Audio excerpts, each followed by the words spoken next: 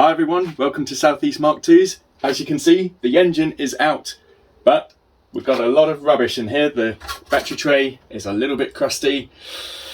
I think we're probably going to find some holes once we start tidying all this up, but with my trusty wire grinder, I'll be cleaning that up as best as I can and then getting it ready for paint. I'll go through it with you.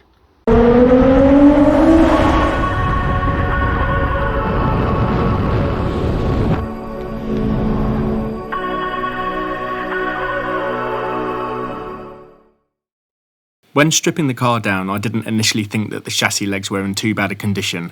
However, as you can see, this isn't really looking too good. We're going to have a good go at this to get it looking as good as we want it. The driver's side chassis leg fortunately isn't anywhere near as bad as what's on the passenger side. However, it still is a little bit crusty, especially around the notch for the water pump and around the seam as well, along the edge. This is widely known as a fire hazard, so we are going to remove it. As well as a screwdriver to chip away the flaky paint, there's only one thing that'll get this off. Say hello to my little friend. The grinder with wire wheel attachment makes light work of any of the loose paint and rust. If I were to attempt this manually, I'd be there all day with a wire brush. You may be wondering why there is this non-standard looking notch in the chassis leg of this car. See, with the VR6 or R32 engines in a Mark II Golf, they basically don't quite fit. The water pump pulley will catch on the chassis leg, so you need to cut out, or some people use a lump hammer to create this notch in the chassis leg. I personally chose to have the area cut out with an angled piece of steel welded in place for a bit of extra strength. But as you can see, some of the welds you could see started to have some surface rust, so we'll grind them back and make sure they're nice and clean again. They won't be rusting again with what we're going to do to them. The angle grinder with the wire brush attachment is making really light work of all the flaky paint and the rust. Once we're satisfied that we've removed everything that we can with the angle grinder, we bring out our next tool in our armoury, the Dremel.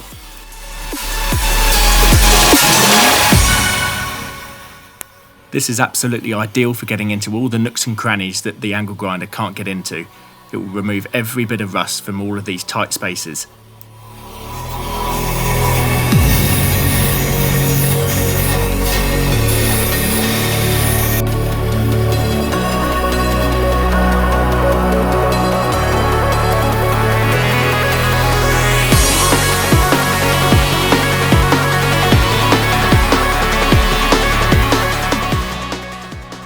With all the loose paint and loose metal removed with the angle grinder and the Dremel, this shows where all the problem areas now are.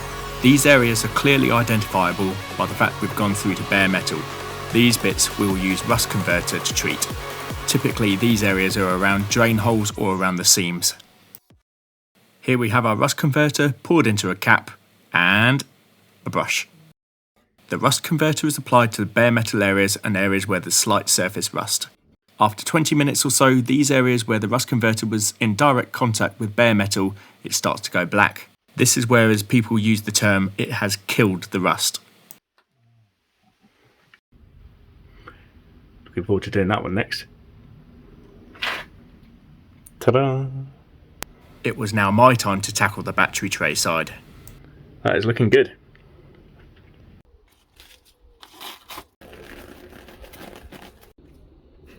On the battery tray, after we used the screwdriver to remove some old paint, you can see that there are some holes that are present. This isn't good because the wire wheel will expose these further.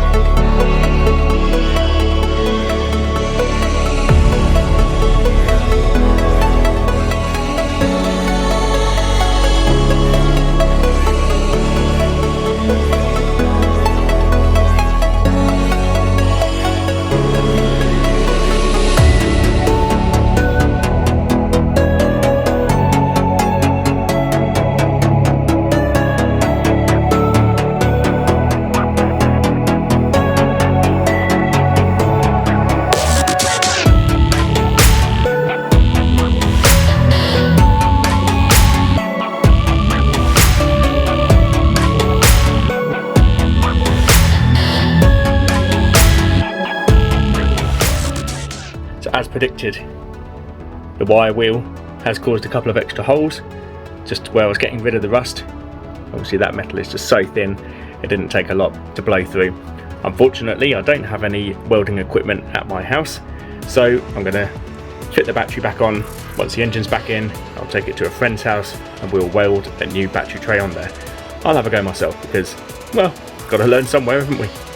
Once again, using the same processes on the driver's side, we use rust converter to turn the rust into good metal.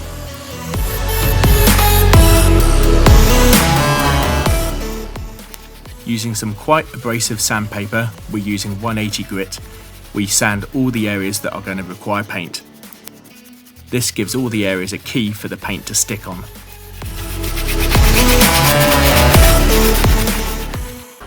By using the wire wheel, some degreaser, scraping away all the old wax, which just won't allow any paint to bond to anything, and using some rust converter, the chassis legs are now ready for paint. So let's do that next. Using some degreaser, in this case brake cleaner, we clean up the area to remove any grease, debris and dirt.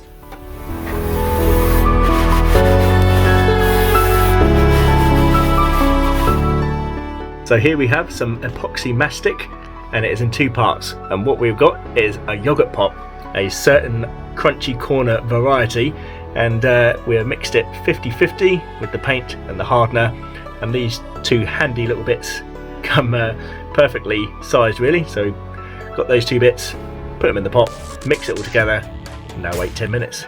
This stuff, you want to be wearing gloves because there's this two-part paint and hardener. It will stick to anything like something to a blanket. The Epoxy Mastic just brushes on, and when it cures, it smells like Bigfoot's you know what. I'll leave that to you to think. It's not rusty anymore. So it's been 2 days since we've applied the Epoxy Mastic, and using the thumb test where you dig your thumb into an area which is inconspicuous, it is rock solid. So that has gone off. We are now ready to sand, which I will use 180 grit sandpaper.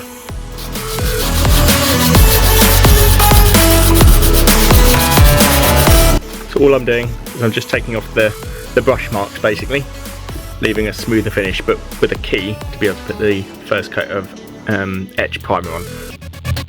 Once the epoxy is sanded, you may find you have gone through some small parts to the metal, but that's fine because you'll be primering over these parts.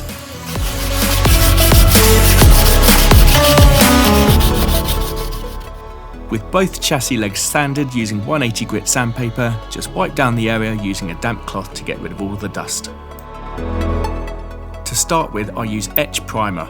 This bites into the metal and creates a really tough bond.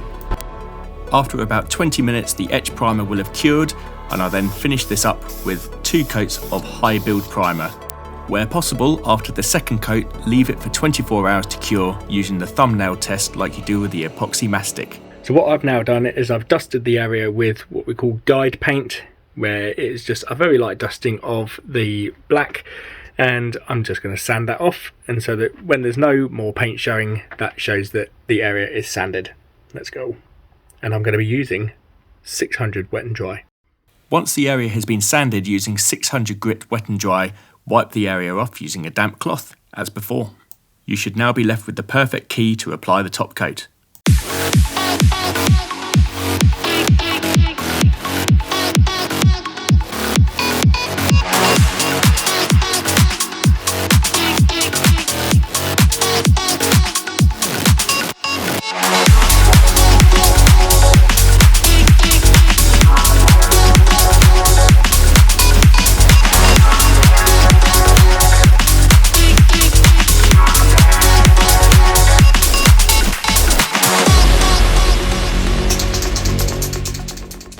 So this car is Allo 41 black, which is a solid, non-metallic, non-lacquered black.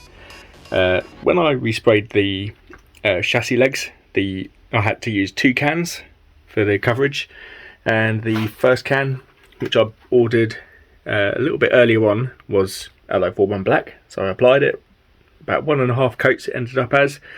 Then I ordered a second can, couple of days before actually, so that it had arrived in time. And the idea was that if I needed to, I could just use that one and just apply the second and third coat if I needed to. So I applied the first coat of LA41 black, which was looking lovely. Straight out, got the second can, applied it on top, and noticed that it is metallic, which is more like Schwarz black. So I had a choice, which was either to keep it as it was, this Schwarz black, which in German means black, ironically, but it's actually not really black. As you can see, it is more like a sort of a very, very, very dark anthracite with a metallic fleck in it. So it just does not match the bodywork of the car, which is that like a mirror finish. So annoyingly, because I can't live with myself, even though it's sat in the engine bay, off we go again. I'm going to sand it back with some 600 grit, wet and dry, and apply actual LA41 black again. So the idea is, what I'm doing here is to create a key on the paint, otherwise the paint won't stick to it and it will just start flaking off. So I shouldn't need a primer over the top of this. Once it's all flatted back, all I'll do is just wipe it down with a damp cloth, and then I can apply new paint on top. So a bit of a laborious task, but it will look better once it's done. And hey, never have too much paint, can you? So there you go. Just a first light dusting of the second attempt of LA41 black. And that is looking far better already. I'm much happier about that, rather than having that metallic fleck in it. That was just going to bug me forever. And every time I'd open the bonnet, even though a lot of it would have been covered by the engine, I would have just been opening it going, seriously, I just wish I'd tested a piece first. Onto this one. Let's go.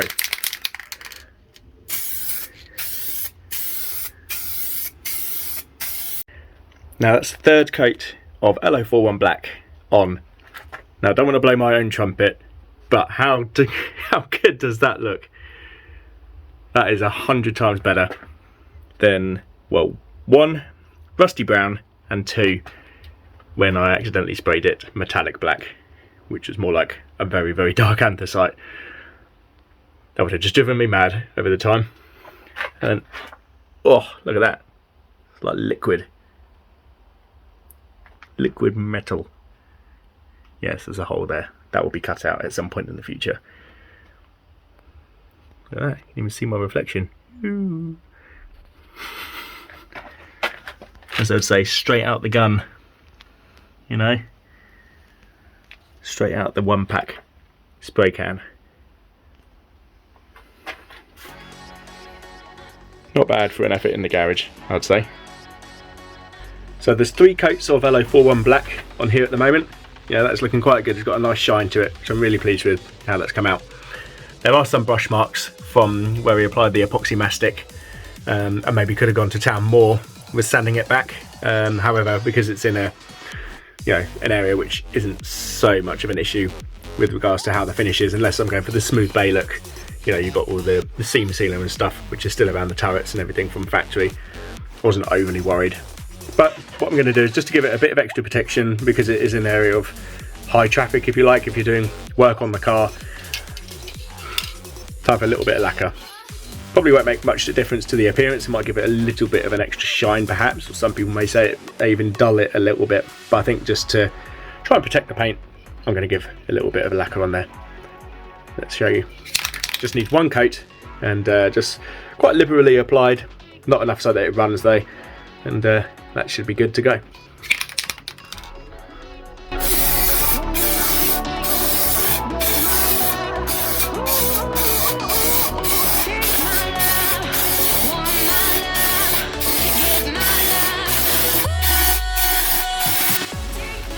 So the lacquer was applied 2 days ago now, and it's completely set and gone off. And it's created a really, really deep shine. I'm really, really pleased with the way that's looked.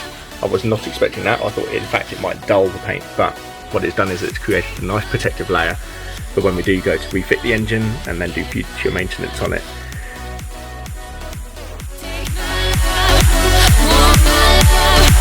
Get my